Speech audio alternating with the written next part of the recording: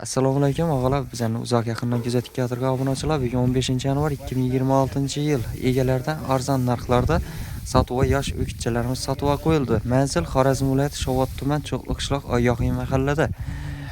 O'kitchalar haqida ma'lumotni Asadbek jo'ramizdan olib boraveramiz. Xudo xolasa ko'rib, kuzatib, tomosha qilib boringlar. Kanalimizga bir like, podpiska, obuna bo'lib qo'yishni unutmanglar.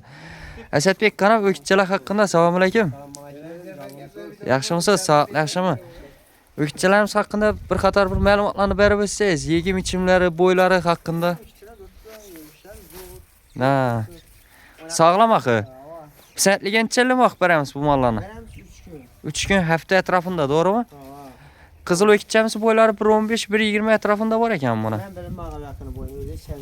Ha, shu 1.15-1.20 atrofida bor ekan. Qarasi 1 plus bor ekan buni, inag'alar. Ina. O'ynat turgan sog'lom o'kitchalar. Qo'rqmang, savdosini qilsangizlar bo'ladi. Osul kasalliklardan ponni uzoqda bular. Osul bo'lganda shular yanında qo'yaman. Ha, aynan. Ko'p mollarning orasini qo'shib qo'ymasadim dedi. Qara o'kitchamiz orqa tomondan ko'rinishlari yemasi ichmasi normal o'kitchamiz. Qara buni baholarına keladigan bo'lsak, baholarni necha so'm deymiz buni? Baholar 25 ming so'm ikkisi. Ha, ikkisi bir yerda. Qaytib kelishib beradigan yeri bormi? Bor, sergina qaytib beramiz. Ko'p emas, lekin to'g'risi. Ha, dastlabki xizmatlari. Ha, kelishilgan holatda Xorazm bo'ylab yetkazaveramiz agar bahosini kelishsangiz.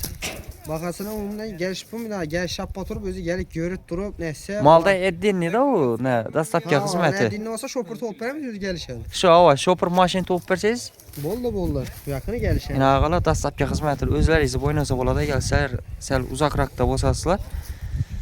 Agar yaqinda bo'lsasizlar, yetkazib beradilar. Bag'atdan telefon qaravatchilar, bag'atdan bu nemengan. Ina hozir qizil o'kitchamiz hozir arqa tomonlaridan ko'rinishlarini ko'rsatamiz. Ina ag'alar. O'kitchamizga gap bo'lishi mumkin emas, yemasa ichmasa buni deb samirmaydi valloh. O'kitcha zo'r.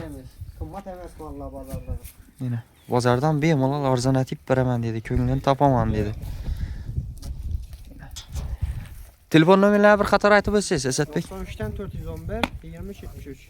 93 dan 411 2373. Mana vallahi yemiş tutduğunu yet sana tim degene qarab. Ina mollar xo'ram.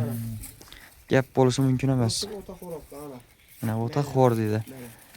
Agar jallarga yemlab turib boqaman desangizlar, zo'r effekt berib o'zgarishlari dahshat bo'ladi. Bo'lmasa og'alar, sizlarga pastda telefon nomerlarini qo'yamiz. Shu nomerlarga egasi bilan bog'lanib, savdosini qilsangizlar, xudo xolasa nasib uylaringizga yetkazib beradilar. Bo'lmasa sog' bo'lasizlar, salomat bo'lasizlar. Bizani kuzatishda davom etinglar. Bir kanalimizga bir like, podpiska, obuna bo'lib qo'yishni unutmanglar.